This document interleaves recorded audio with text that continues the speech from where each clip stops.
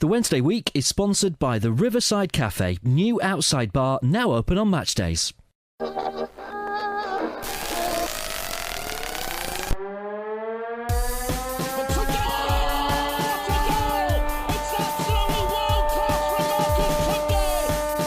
Chance here, a great save. A turner from McClare.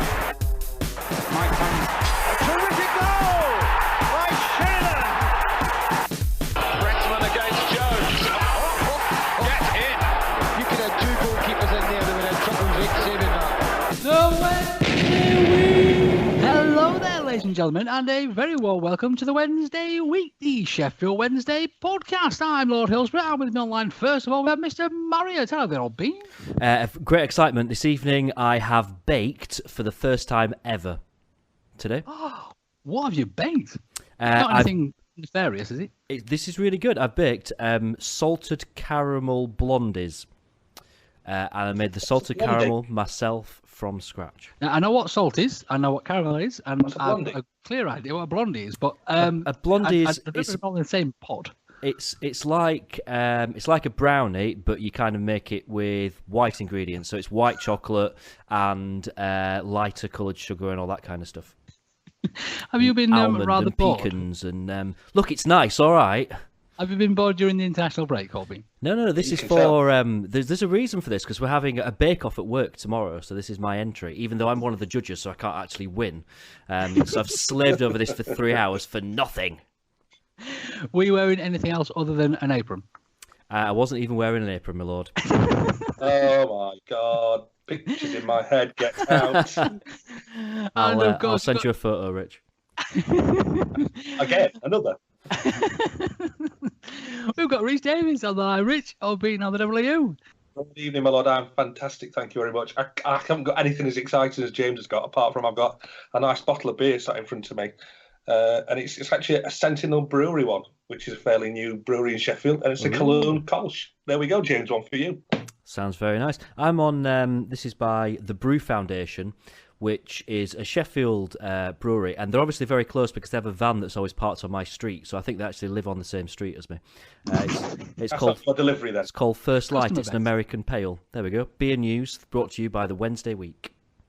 I'm drinking a glass of water because I've just walked in the house. So I apologise, ladies and gents. Let's crack on with some Sheffield Wednesday news, shall we? First of all, rather exciting couple of days, chaps. We've got a new signing. I'm going to have a crack at this name, and I'm going to say Urby. Is that right? Wrong? Urby. Urby. Yeah, it's in the Volkswagen with a 53 on the side. That one. It provides us with a number of potential jokes, doesn't it? Because you could all the headlines we could use on this. Yeah, and anyone that can do a semi-alright Jamaican accent, all kinds of herb jokes that you can do. It's great fun. Wasn't there an Urby goes to Monte Carlo as well? We could do that one, and if you get in Europe and stuff like that. Urby rides again. It's never ending. Yeah. Is he actually any good as a footballer though? I haven't got a bloody clue.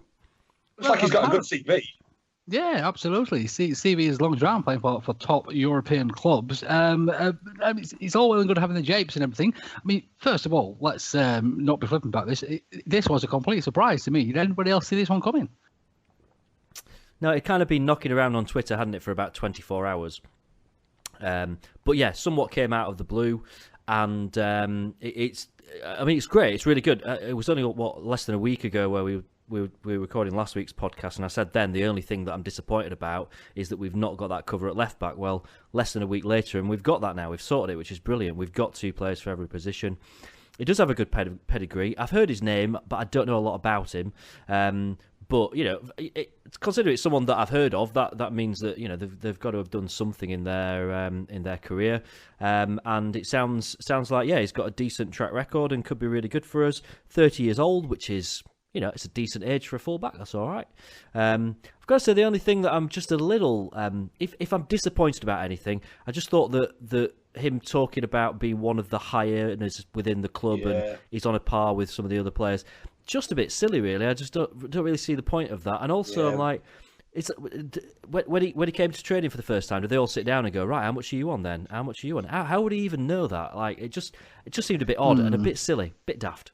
I think to Nick Vic's joke from earlier, obviously, I think Fessie's going to turn up on a scooter tomorrow to training. So we'll all be a bit, it could be disaster again with him showing his pockets and whatever else in an interview with somebody else. So there we go.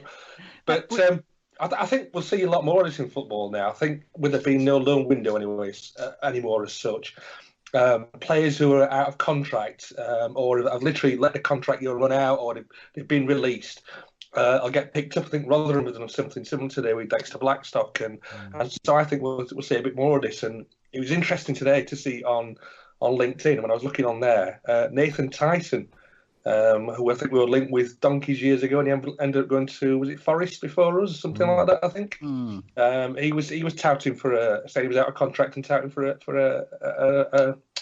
a place in somebody's squad somewhere.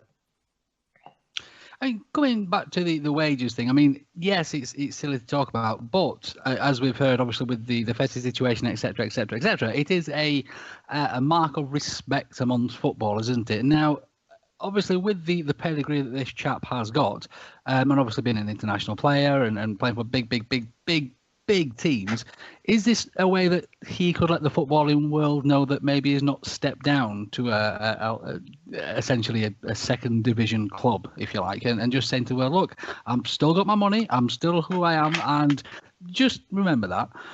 And I think that might be more than, but of course, after what we've just been through, it's just got the Wednesday fans back up a little bit, and it's not the perfect way to come into a football club, is it? And personally, I think we should be sort of geeing the chap on because he looks like a cracking player. If I'm absolutely honest, I took more offence to the the way that he said that he was coming to Sheffield and not Sheffield Wednesday. Sheffield. It's always the same, isn't it? Sheffield, yeah. It's a big city. There's more than one club. He'd obviously not been briefed, had he, by the PR department at Sheffield Wednesday, because he also didn't use the word massive in his interview. So clearly they didn't manage to get to him before they talked to the press. Actually, they might have said to him as well, tell you what, maybe don't talk about your wage in the press as well. So, I think we can be pretty certain they didn't get to him before he gave that interview. He ignored everything he should have been told, yeah. It was quite good fun playing, we didn't get very long to do it, but playing Urby shirt number bingo. Because I think he's had the number 28 shirt at just about every club that he's ever played for. Comes to Sheffield Wednesday, 26. There we go. Random as hell. We got a cracking tweet from Ryu Online that said, player for Ajax, number 8, AC Milan, 28, Fulham, 28, Roma, 28 wasn't available, so we got 82, Verona, 28, and Sheffield Wednesday, 26. So bless him. Fantastic. But yeah, I think it's brilliant. Obviously, he's coming to the club. This is really going to push Padil, isn't it? Or Poodle, or whatever the hell we've decided to call him. Because quite simply, looking at his last few games, I think he's pushing as well, doesn't he? I think listening to him on the radio tonight as well, he's not just coming here just to make numbers up at all. He's coming here to play. And he's specifically, when he was speaking to Rob Staten, how do you pronounce it, he very much said he's coming here to play left back, and that was what he was. It was not a midfield role. It wasn't a wide midfield. It was left back. So Poodle's got a fight on his hands, I think, which is good. Yeah, absolutely. Competition is going to be healthy. I still think that Poodle will be our first choice left back.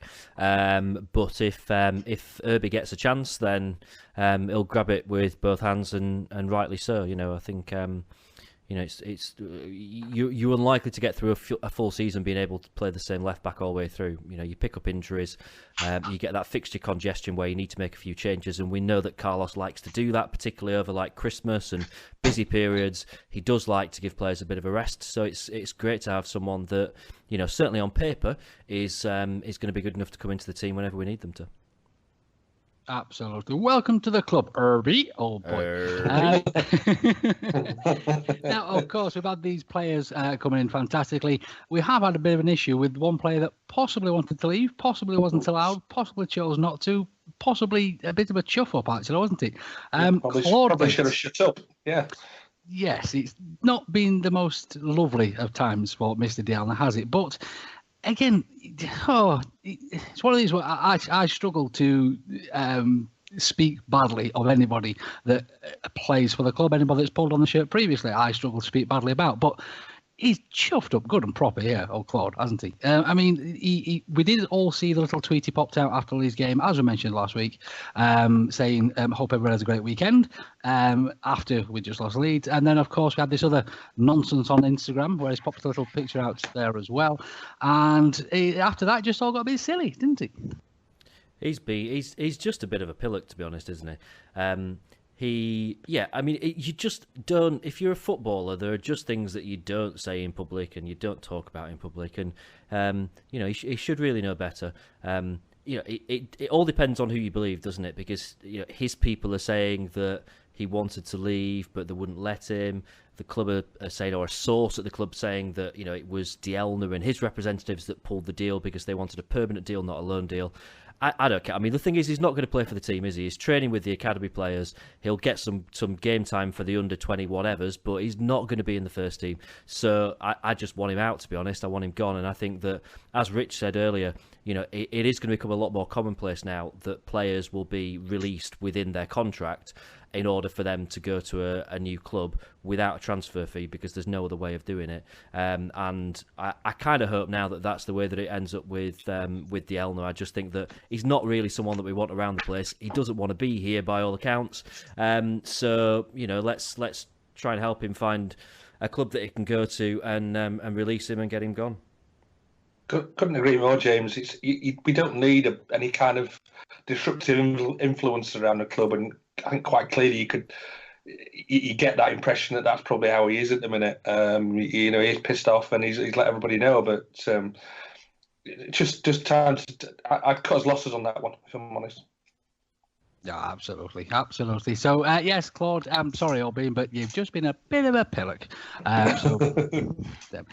Somebody that hasn't been a bit of a pillock, moving swiftly on, is our Man of the Month award, James. Are we still sort of refusing to call it Player of the Month as well? Yeah, well, it's just political correctness gone mad. Man of the Month. It even sounds better, doesn't it? Man of the Month. And obviously, we all know that Hutch has been awarded Man of the Month. Was there much competition for this month? Personally, I think the only person that came anywhere near was maybe Kieran Lee. Popped a bit close there, but other than that, I couldn't really see it. Normally, our fallback for Chap of the Month, that's what I'm using from now on, is Westwood, but after he's a little bit of a fluff up, we couldn't really go that way, could it? So, would you have thrown anybody else's hat in the ring there, Chap? I don't think we've had any standout contenders particularly this month.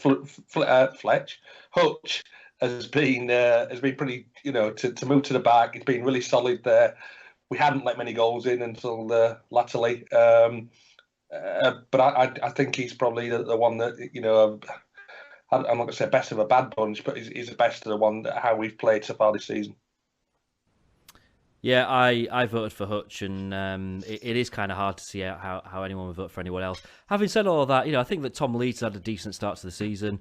I think there were other players. I think Bannon's had a couple of good games. There's even arguments about players like, Ati Nuiu's contribution when he's been on the pitch that he's not done anything wrong. But, Hutch head and shoulders, isn't it? And the fact that, he got the goal against Brentford, and the fact that we could see how much it meant to him, I think there was only ever going to be one winner. Yeah. And no, I wasn't talking about that. Yes, you're always talking about that. Talking about the big smile on his face. He was very happy when he scored. That was anybody the same wouldn't be really happy to score.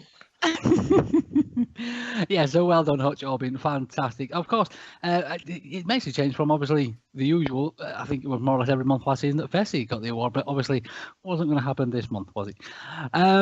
Right, of course, the reason that we're sort of whizzing through all these bits and bobs and we haven't had anything to chat about is because of the international break, and we have had some players sort of flying here, there, and everywhere to join their countries, haven't we? It's been all right, hasn't it? I think that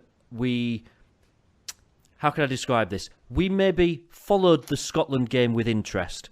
I'm not sure, of the home nations, Scotland are the one team, for whatever reason, that I just kind of struggled to really get into their games and cheer them on. But it was the one that we had the most kind of representation in, didn't we? As I understand it, Bannon was pretty much man of the match. Fletch came off the bench and scored, which is brilliant. And I think Kieran Weston got a bit of game time, didn't he, for Ireland in their friendly, although he didn't play in their actual Euro game. And then last night, George Hurst got a couple, didn't he, for the England under-20-somethings. Under 19s. Under 19s. So I Yeah, think, that's a standout bit for me. Is Hurst with a. I can't say I'm enamored by international football whatsoever at the minute. I only watched the England game because my kids wanted to. I didn't particularly want to, and it was justified again. So yeah, for Hursty to get on and get a couple of goals that's a big plus for us. It's quite nice having an international break, and there actually been some Sheffield Wednesday interest. Yeah. So I was thinking back to when we used to have international breaks, kind of like just maybe 3-4 years ago, and everything just stopped, didn't it? Because we didn't have any players that were internationals, not even close. So to now actually have someone that's getting man of the match for. It's only Scotland, but still it's something, isn't it? Speaks from the past when we had Macedonian internationals and, wherever else he came from. I think Majid Bagheera was the last international that we had, wasn't it? Yeah, Algerian, wasn't it? I mean, it has to be said as well, Mr. Bannon, he has had plenty of plaudits throughout for that game as well. And Strachan himself came out and just the amount of praise that he heaped on Bannon, essentially just running the game. Again, no disrespect to Scotland whatsoever, but it was never going to be a difficult game there. But again, when you're running the shop, you're running the shop. And I mean, it's from somebody as fantastically enamored in football as Strachan is, although he did just play for the elites, it's just high praise indeed there, isn't it? Really, really is. So, I mean, looking at things, obviously with Urby coming in, it looks like we're going to have another international player there. So it looks like international time is going to get more and more fun for us as we're going on, isn't it? Yeah, but it's still give us a bit. crap, isn't it? Aren't international breaks just shit? I mean, they really are rubbish. I've been so bored for the last week. I watched the England game. It was all right. I got quite excited when we scored. Last minute goal, it's always quite good fun. But my mind was wandering all the way through. I was playing with my phone. And then I watched the Ireland game last night. That was all right, but, they nearly screwed it up, as Ireland always do. I just think international breaks are just rubbish. I think even if we'd got, like, every single player in our team, like, I think a Manchester United fan's interested in the international break. They can't be. It's just rubbish. No, it just makes me drink more alcohol and end up on the floor with Vic's mother. That's all it to me. So. See, I'm the opposite. I treat the international break as my kind of like, a couple of weeks to just recharge the batteries, let the liver recover for a couple of weeks before I get back into the football swing of things. Get on top of your baking, Urby. Yeah. This is what happens to me when I don't have a drink for a week. I end up taking up baking. Get back to the booth, please, James. Whether you're celebrating a birthday, a wedding or anniversary, maybe you've passed your driving test, or you've landed a new job. Well, whatever your reason for a party, the Riverside Cafe is the perfect location on Catch Bar Lane overlooking Hillsborough Stadium. To inquire about hiring us for your function, call 07989 856 054 or 014 232 6121. Now, it's a rather special anniversary as well this week, isn't it, Jamesy? Urby? Yeah, it was. It was last week. Actually, it was the back end of last week. I think it was last Friday, which was exactly 20 years to the day since Sheffield Wednesday were top of the Premier League. I've got to point out, obviously, this happened in September, so it doesn't count because it's not. It's not the right side of Christmas. But for that time, it was great, and we all remember the game, don't we? Because it was the Richie Humphreys, stunning goal. Where he carried the ball pretty much from the halfway line and then dinked the most, beautiful chip. And don't ask me why I ended up watching this, but I was watching the Football League, whatever it's called, Football on 5 show on Sunday morning. Because Richie Humphreys was the guest on there, and he actually referenced it himself and mentioned that goal, but he didn't mention the top of the Premier League bit. But 20 years to the day. I think it was four games in, weren't we? Against it was Leicester and there was Leeds. I think we went away to Leeds and was it Waddle that scored from really an acute angle and booze that night to beat them 2-0 as well, if I remember rightly.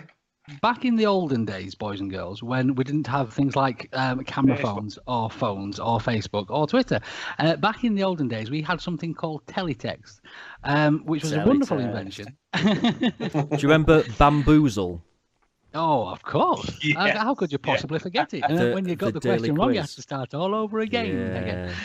But yes, on the wonder that was teletext, both myself and my darling sister had our photograph taken pointing to the TV with Sheffield Wednesday. Where is this photo now? We need to see this, Lord. I can describe it for you if you like. I am wearing a beautiful black denim shirt with pop-up buttons down the front, and of course they are unpopped because I, believe it or not, was down with the kids back then, and that and ting in it. So yes, fantastic. So if anybody else out there does have that same picture of them posing next to their rather large television pointing at teletext, please do send us a copy. We'd really love to see. Yeah, I did the same. I took a photo of it didn't have me in it. It was just me taking a photo of teletext, but I've not got it anymore. I don't know what happened to it. I don't think I ever actually got it developed, but I do remember. I remember because you used to be able to pause the page, didn't you, on teletext? Absolutely. And when it did the league tables, you have to sit there for about 10 minutes while it went through like 6 of 12, 7 of 12, and then when it finally got back to the front for the Premier League, you'd be like, right, pause it, brilliant, and just sit there and look at it. You know, we were top of the Premier League. Ladies and gents, welcome to Old Men of the Week podcast. This could be the Grumpy Old Men podcast, couldn't it? But no, brilliant, fantastic times, and hopefully not long before we're there again. Right, Rich, last week you popped out a little question. Where are they now for a particular Mr. Hazel? Did we get any closer to... I had a really resounding response of naff to my little where are they now? And Vic actually found out where Des Hazel was. And the last week, I actually said he played for us in '96. It was actually '86. So a long time ago. Before I would, something my dad told me about before I was born. No. You remember teletext? Don't you fib? Again, it's not my granddad told me about teletext. And Des Hazel last played for Guiseley back in 2000. However, his last kind of role in football was with the head of youth development for the under-19s at Halifax Town. So there we go. Oh, there we go. Something you really wanted to know. It must be said that, of course, we have a little sort of a little chat going off where we discuss what's going to happen on the podcast and little bits and bobs. And Victoria did do some wonderful research into Des Hazel. It did get a bit stalkery at one point. A little bit. I'm not going to reveal his full address also on live on here, but that was a little bit weird, Vic. Yeah, I think Vic sort of misunderstood where is he now for. Where exactly is he right now at this very moment? It did get a bit scary, ladies and gentlemen. Vic currently has him tied to her bed in her bedroom, and apparently you can see the North Stand from there. He can't though. He's blindfolded. He can't see anything. But anyway, I thought I'd chuck another one in for this week. So somebody that some people might have heard of, and Vic really wanted this one. It was Andy Pearce. So Andy Pearce played for us about 93, 94, something like that. Big rugged defender for those who don't remember him. Remember Andy if Pearce. any of you can let us know where is he now? Andy Pearce with the long flowing locks. Is he likely to be living in a caravan? Potentially, yes. Because we used to sing songs about him and his caravan, didn't we? No, I'm sure someone. Where did I see this? Either on Twitter or in a Facebook group or something, had said that they'd bumped into him, maybe at a car dealership or something down south not long ago, and apparently he was sound and still talked about Wednesday and stuff. But I can't shed any more light on that. Hopefully someone that's listening, maybe the person that actually made that post, wherever it was, might be listening and might be able to hook us up. Right, so, of course, now the international break's all over and done with. We've got football to look forward to again, ladies and gents. And the first thing coming up is, of course, the Wigan game. And again, it'd be nice to come out swinging on this one after the break, and not the bestest start to the beginning of the season, wouldn't it? I've heard that they've got Will Grigg and he's on fire apparently. So yeah, who knows? Ooh. And they've signed. Am I right in thinking they've signed Adam Lafondra as well, didn't they, on deadline day or the day before deadline day or something? They've actually made a pretty decent start to the season. They can score goals as well, can't they, Wigan? Yeah, coming to our place, you'd like to think it's a game where we'd go out and get something from it and get a good result. We need to get back to winning ways, don't we? It's as simple as that, really. What I found quite interesting about this is that the Wigan fans have apparently organised a boycott of the game because we're charging them £33 for tickets. Are they getting their excuse in early for bugger all of them being there? Well, I've kind of got 3 points on this. One is £33 is not actually that expensive by our standards. We charge Villa £10 more than that. The second is, do you know what? In a way, I sort of support Wigan in doing this because I do think that Championship ticket prices have been ridiculous for some clubs this season. So fair play to them. You know, that's what I reckon. Thirdly, Wigan aren't exactly known for travelling in big numbers anyway, are they? No, so I do find, if I was a Wigan fan, I'd be a little embarrassed about them calling for a boycott when they'd probably only take about 300 anyway. Yeah, we boycotted. No, you just wasn't many you bought tickets. I mean, as we said, Wigan have had a similar sort of start to the season to us, haven't they? Obviously, beat Blackburn. Everybody's beat Blackburn. Drew with Birmingham. It was a cracking game with Forest as well. 4-3 Forest ended up winning, something like that. A belting game. So, yes, they've got some goals in, but it looks as though they can be a little bit leaky when they want to be as well. And it's just a case of waiting and see what happens. Of course, when it comes to this game, and this is a massive thing that's been happening on Twitter, the actual midfield now, do you know, or what would you have as your midfield selection for Sheffield Wednesday at the moment? Well, it's tricky, isn't it? Because we've got a lot of players. Now, what we've got to bear in mind is that David Jones is suspended for this game because he got sent off against Brentford. So you would think that Alman Abdi will come back in. And that really means that Bannon will probably play in that deeper role again because he's the only player that can play there, really, unless maybe he does something a bit different and brings Louvens back in and moves Hutch back into midfield. I can't see that happening. I think that the back four will be as it was against Brentford. I think that Abdi will come in. I think that Reach will probably start on the bench. But, really? Yeah, I just wonder whether or not, for now, he'll use it as just a bit of an impact sub.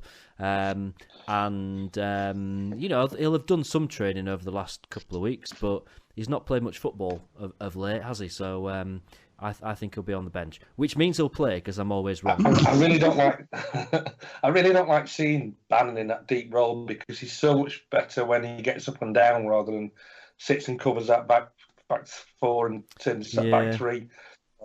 So I just hope we push him forward. But who you put in that defensive midfielder apart from maybe Mello? Maybe you could bring in.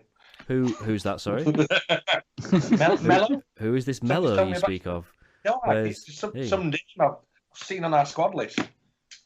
I've never heard of him. No. It is going to be really interesting to see what Carlos does with all these midfielders that have come in. Clearly, we're not going to be playing a back three anytime soon, so we need that. Carlos loves to see his sort of fullbacks running on as well, doesn't he? And I can't fathom out what's going to happen. Do you think Carlos has got a plan for this, or do you think it's just a headache now for him? It's a good headache, isn't it? Yeah. If you're going to have a headache, it might as well be that you've got all these great players. Look, Reach is clearly going to become a major part of our team this season. You don't bring in a player at £5 million if they're not going to be part of your plans. The thing here is that we know that Carlos likes to play narrow. He's not really into playing wide. That's not really something that he does. However, teams can quickly learn how to nullify that, and we've seen that this season, that teams are quite wise to how we play now.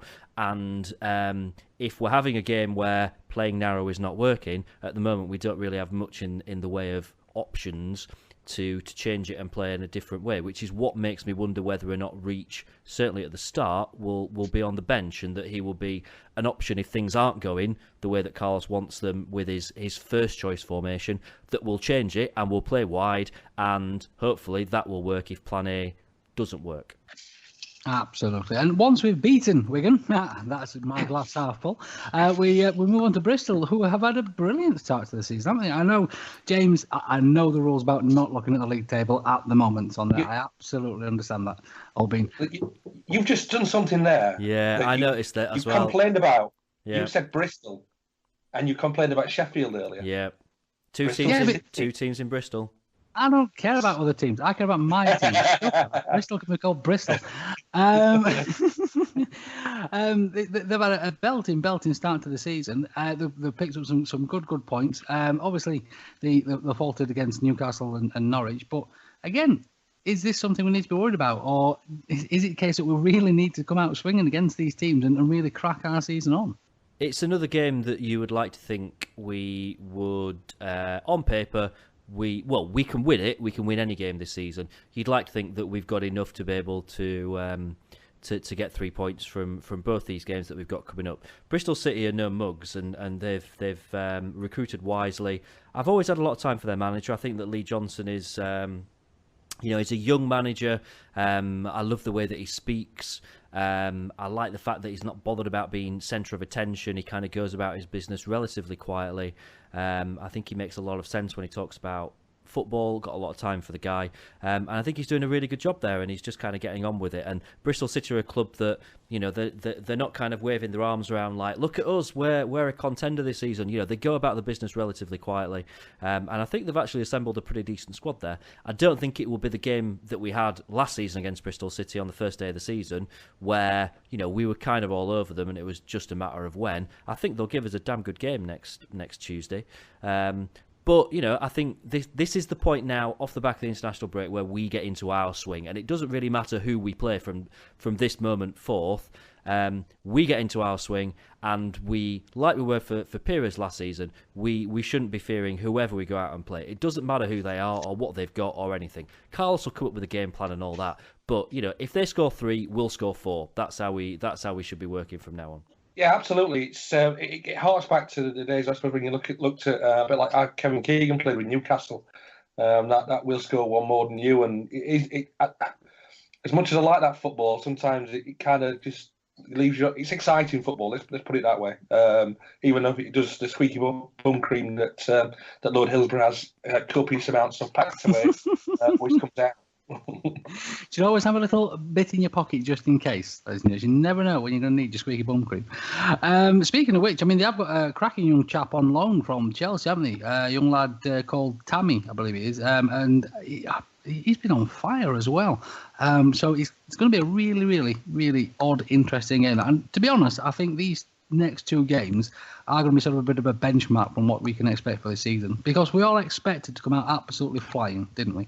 And to be honest, it has been a bit of a stop-start beginning. I think we should come out of these 2 games with 6 points, but I'd be happy with 4. No. You wouldn't be happy with 4 at all. You're a Wednesday fan and you want to win every single game.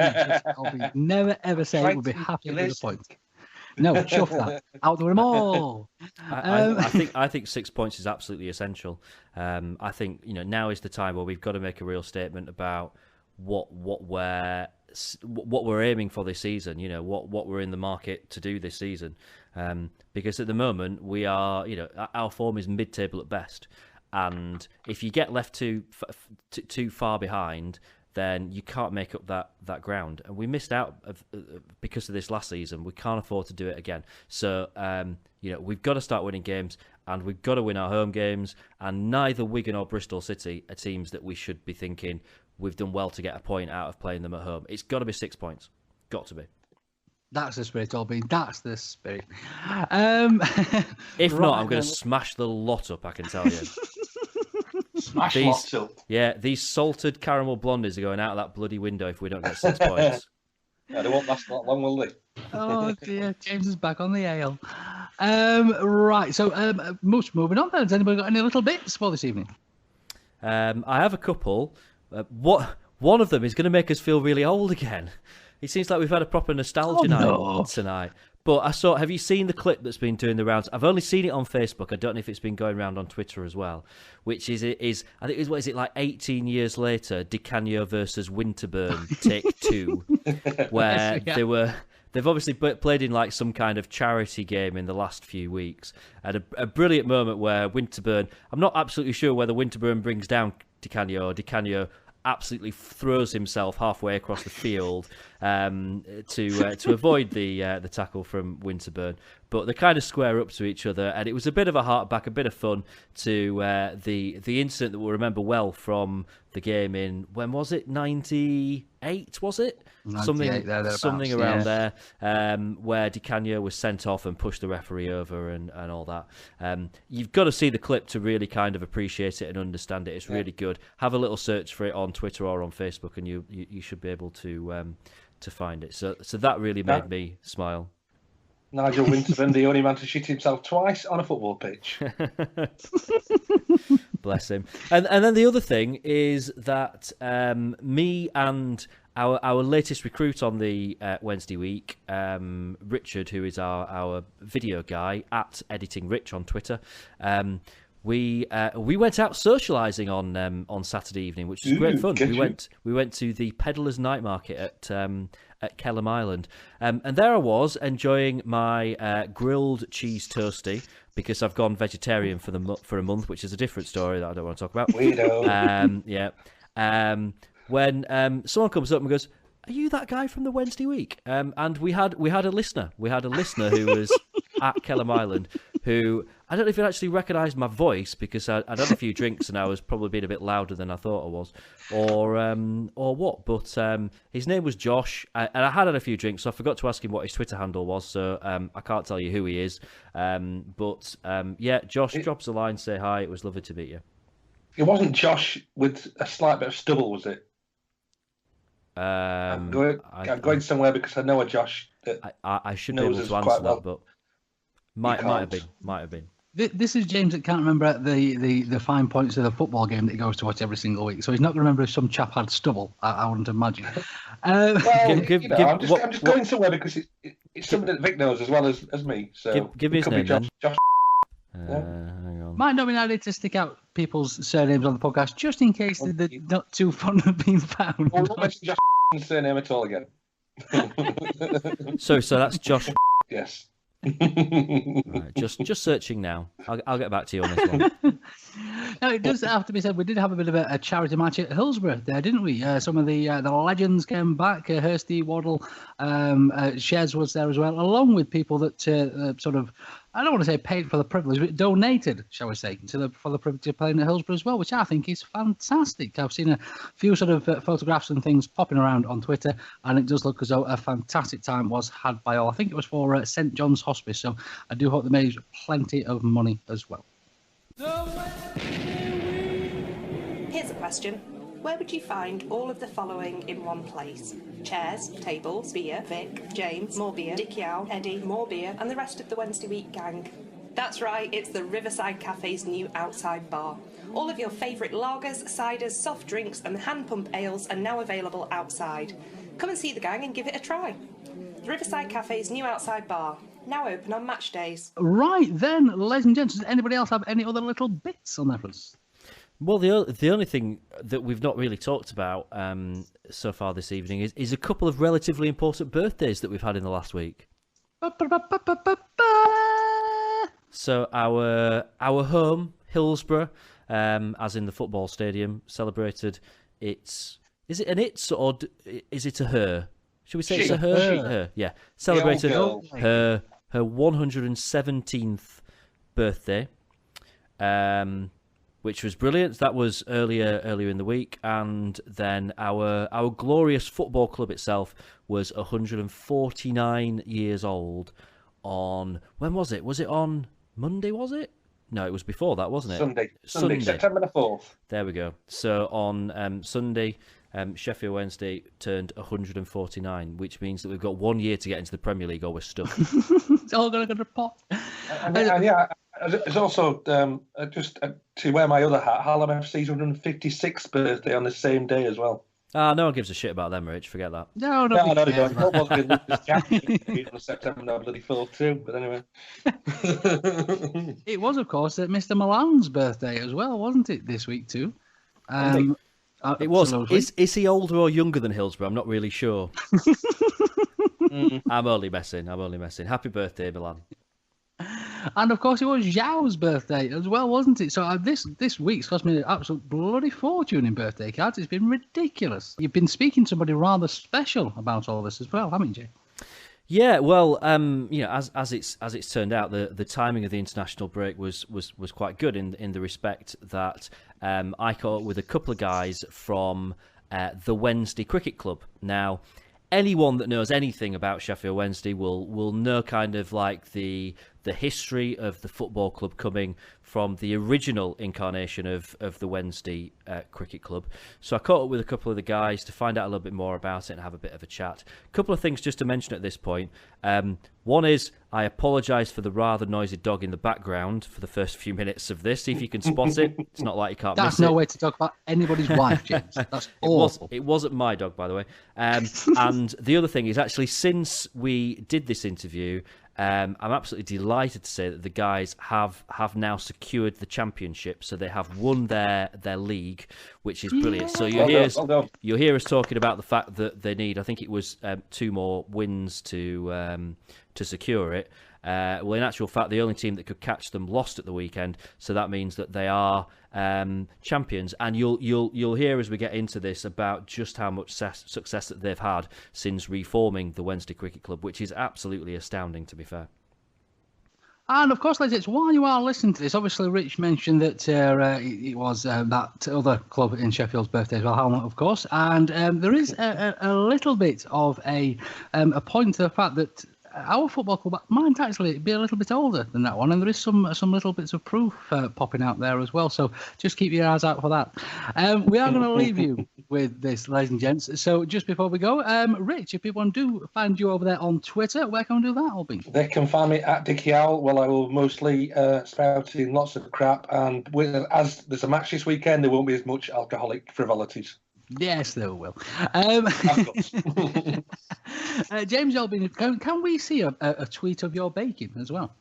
Yeah, if you want to, I'll do that now. Do you know, I've made 2 separate kind of baking trays of it, but I ran out of mixture, so I thought what I'll do is just fill half of one of the baking trays. So half of it I left empty. I didn't realise that while it was baking, it would kind of like slop over the entire baking tray. So one of them doesn't look as good as the other.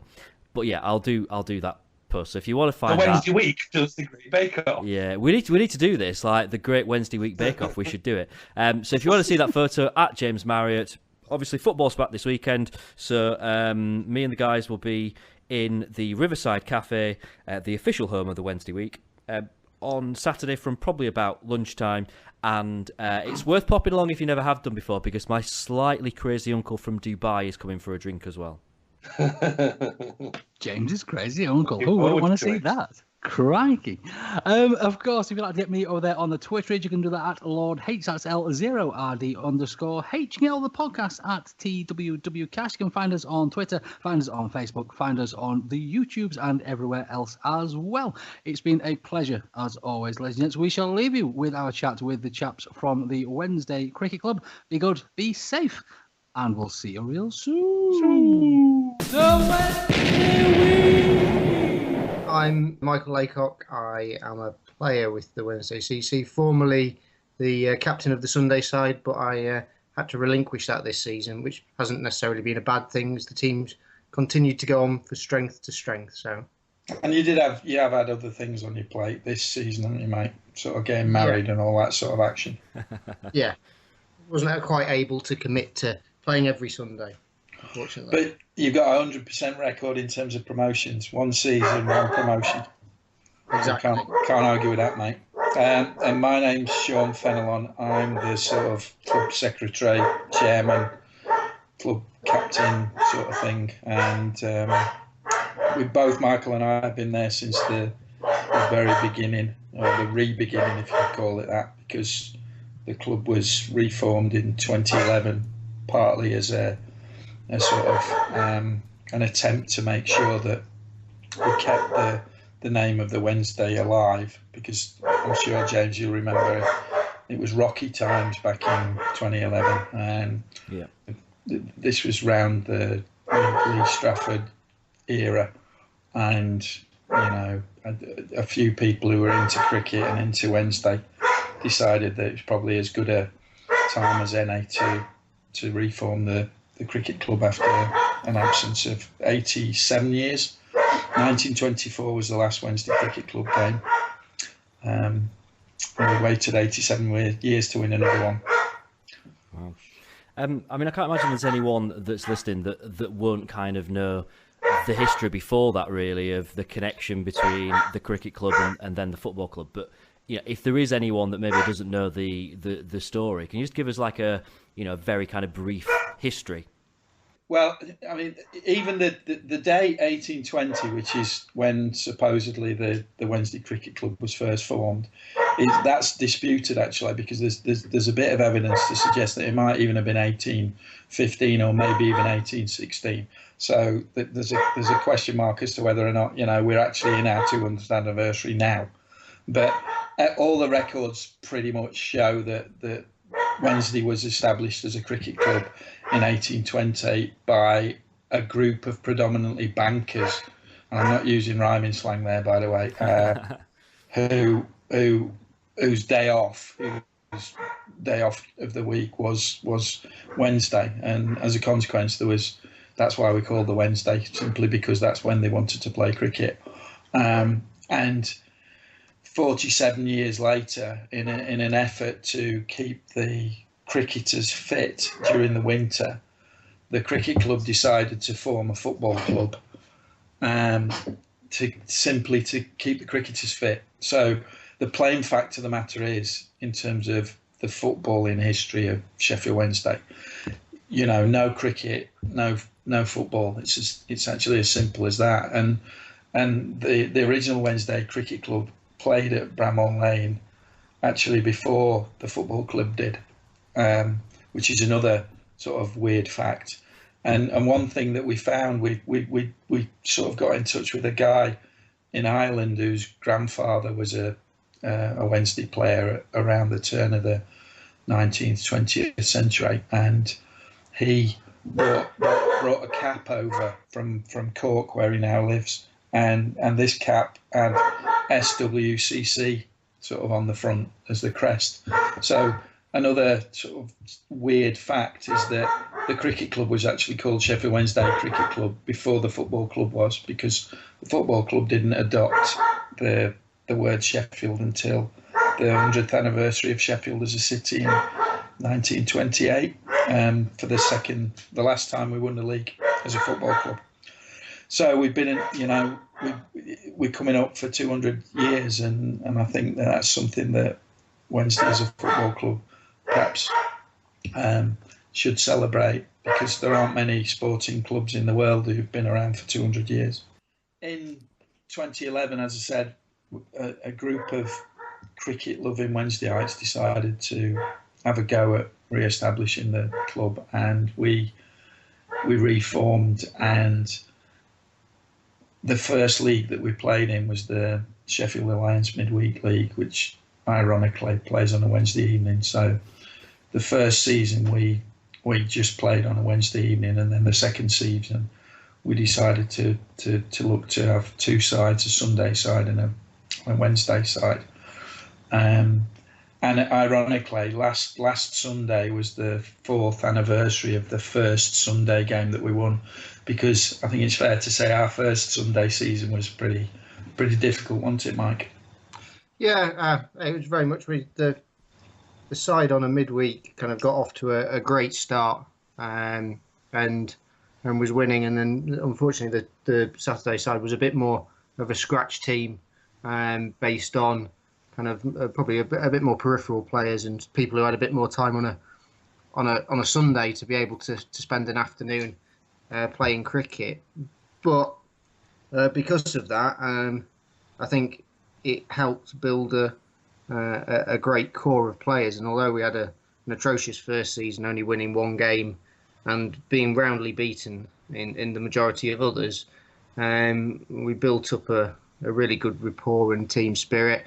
And then from there, we were able to bring in a couple of better players, and everyone that started out improved as well, because playing a longer format on a Sunday is quite quite different than the quickfire Wednesday evening stuff. And from there, it's kind of gone from strength to strength. So although on a Sunday we got relegated in the first year and finished bottom of the league, after that it's been kind of pretty much 4 successive promotions, a couple of championships along the way as well.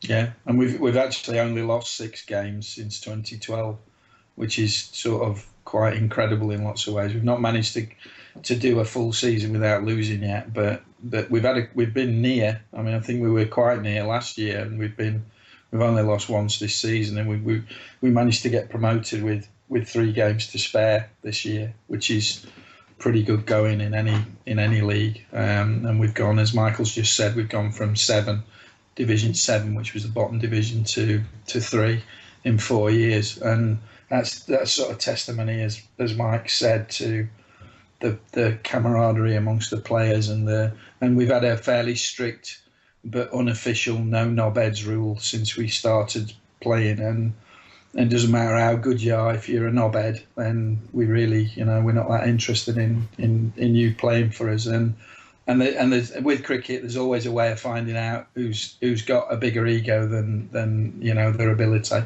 And you just stick people at 12th man, and if they can't handle being 12th man, then they disappear very quickly. And so it's been an interesting journey.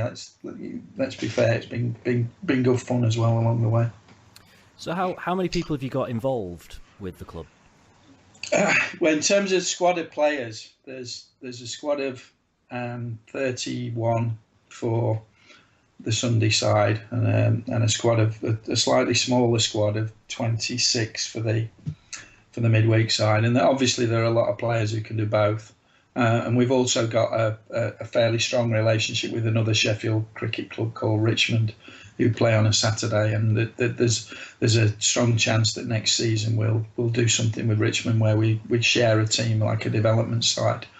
And we're fully embedded now in terms of playing at Davy Sports Club in Darnall, which historically, when the original Wednesday Cricket Club was first formed, it played in Darnall, about half a mile away from where it's now a car park, oddly enough, the original ground. And we play about half a mile up the road from that on Prince of Wales Road at Davy Sports Club. And we're the main club there, and one of the things we want to do in the future is to augment that and make sure that that's our permanent home, and it because it genuinely fits. Historically, it's the right place, and also because it's there's a high Asian population around Darnall. One of the things that we've been trying to do over the years is to make sure that we're a multicultural club, and that we draw from all the different parts of the sort of cricketing community in Sheffield. And now we are starting to see kind of more of a mix, and probably a shift away from a team that was predominantly kind of Sheffield Wednesday fans. So a key reason why we played on a Sunday was so that we didn't clash with our League One fixtures at the time. To now we have a much bigger pool of players, as Sean mentioned, so 30 odd who have played or make themselves available to play on a Sunday, and we're building out a long kind of we're starting to see a mix of different people from across the city, different people with backgrounds in cricket, some young, some old, some who haven't played for a while, some who play at a very high standard and want to continue to play but play in a fun way without maybe some of the stresses and strains that comes along with some of the bigger clubs in the area. And hopefully now we've got enough of a mix of players and a bigger pool, a big enough pool of players that if Wednesday do eventually get promoted to the Premier League, and the majority of our fixtures do start to get moved due to Sky, we can still put out a pretty strong 11 that can compete with the best teams, not just in Sheffield but in kind of either South Yorkshire or Derbyshire and North Nottinghamshire. It sounds like quite an obvious question to ask this, but obviously with the club having such close links to the football club, is it literally a team of Wednesday fans? Is there like a rogue blade or two in there? No, we've had a few blades, haven't we, Mike? Yeah. And we are absolutely not racist on any level. So blades are more than welcome to play for us. Yeah, I mean, one of the funny stories from a few years ago, we had two players called Jack who played for us, and one of them was a Unitedite and the other one was a Wednesdayite. So we're in the changing room after or before or after a game. I can't remember which one it was, but we're trying to work out how we can differentiate between. This was the second season or third season that we'd reformed, and you, Michael, came up with, well, you're League One, Jack, because obviously United had stayed down and we'd gone up. So from that point on, Jack Simpson, his name is. He's a big blade. He lives in London. He's a good lad as well. From that point onward, he became League One Jack, which was just bang on the money in terms of how it should be. But one of the most ironic things, I guess, is that the guy who scored more runs for us than any other player is a young fella called Ash Naisby, and he isn't really a blade, but he sort of half pretends that he's a blade. And for a blade, he certainly wears his Wednesday Cricket Club shirt with a lot of pride, because he's been one of our best players since he didn't start right at the beginning. But as sort of Michael alluded to, what's happened is that over the years we started off and it was pretty much 10 Wednesdayites and a rogue Aston Villa fan, and who stayed with us and who actually now is the captain of the midweek side. Because at one point we had another unofficial rule about you can't be a captain if you're not a Wednesdayite. But the thing about that is we've got to try to progress as a club whilst understanding that we are part of the Wednesday family in the city, and we've got really good links into Sheffield Wednesday Football Club, and partly through Trevor Braithwaite, who's the director of comms down at the footy club, and who's been brilliant, been incredibly helpful to me personally and to us as a club right since the beginning. Adverts in the programme, trying to get players, and they've helped us too. We've sold our cricket shirts in the Wednesday club shop. We're hoping as well that we'll get our shirts back in the shop again. And we're hoping in particular that we can do something, as I said, in the build-up to 2020 that recognises the strong link between cricket and Sheffield Wednesday Football Club, and have something. I don't really know what yet, but we'd like to. In my dreams, I've got a vision of us playing MCC at Lords in 2020. But whether or not we can pull that off is hugely open to question. But you never know. If everything goes to plan and we keep getting promoted, we get to the top of the top division of the Sunday League in 2020. So you can't really argue with that as a sort of vision, as a dream, and that'd be lovely. And I certainly think we're good enough. The group of players that we've got at the minute is certainly good enough to get up another couple of divisions. And I don't know whether you agree with that, Michael, but I think they're good enough.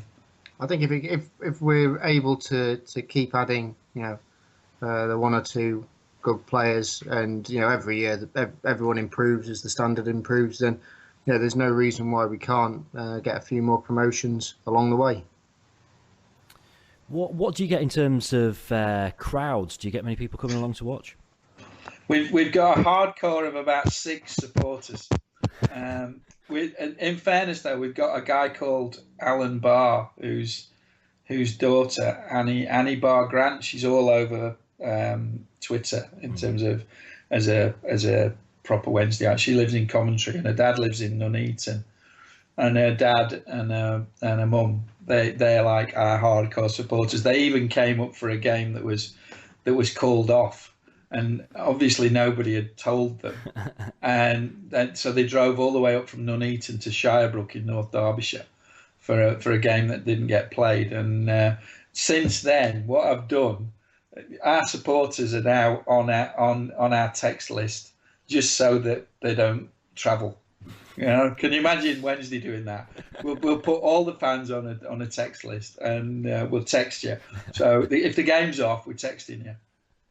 If there's anyone listening that's kind of into the cricket and thinks, oh, I'd quite like to go along and watch, but I don't know enough about them or where they play or anything like that, would you kind of encourage them to get involved, and how would they give you a shout to find out more?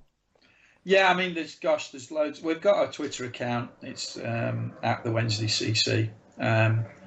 We've got a Facebook page, which Joey, just if you type the Wednesday into a Facebook search, you'll get us.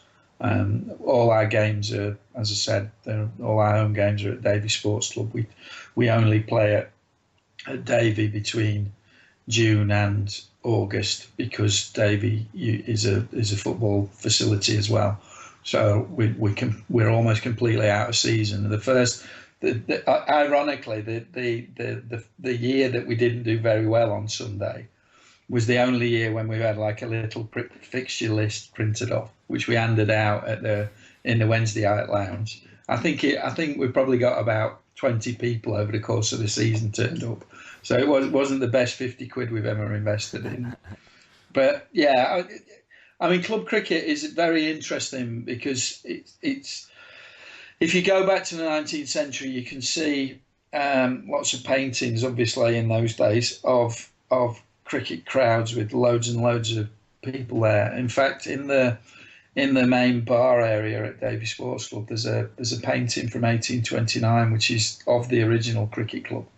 And there's thousands of people there, but cricket went on the wane as a club sport at the end of the 19th century, mostly because football got such a grip. So it's not got the pull on any level. I mean, maybe, I don't know, it depends on how 2020 goes. Maybe if we get some sort of English version of the IPL, maybe Sheffield Wednesday Cricket Club will be the new way of doing stuff, because I know that Michael Vaughan a couple of years ago said that he thought that 2020 cricket had to be city based rather than county based, and anyone who watches 2020 cricket knows that Birmingham, for example, or Warwickshire, when they play their 2020 game, where they're called Birmingham Bears, well, you know, we'd love it if we took cricket back from dirty Leeds and there was some sort of English IPL that had Sheffield Wednesday as the Yorkshire Cricket Club. That'd be lovely. That sounds good. It's got a nice ring to it. I like that. Just to say, if there's anybody out there who likes a game of cricket or used to like a game of cricket and wants to get back into it, we've had a load of lads who have picked a bat up or a ball up after heaven knows how long, 20 years in some cases, and got back into it, because we're going to hopefully have another side next season, another development side. Then what we want to do is make sure everybody gets to play. We want to be a completely inclusive club, and so if there's anyone out there who fancies a game of cricket in 2017, this season's pretty much at an end. But yeah, I mean, if they go on to either Twitter or Facebook, and they'll get hold of either myself or Michael or one of our team that helped to run the organisation, and we'd love to have you on board. Hopefully, if a few other people can be encouraged to come along, I think that's great, not just for us as a club, but just for general kind of cricket in the city as a whole. Yourself included, James. I was going to say I'll have a go at talking Lord Hillsborough into giving it a shout. I imagine he's pretty good with a cricket bat. Well, it's got to be. I mean, he's a lord. Guys, thank you very much for your time. Congratulations on the promotion, and good luck for the remaining games. Hope you manage to secure that championship. Thanks, James. Thanks for having us on.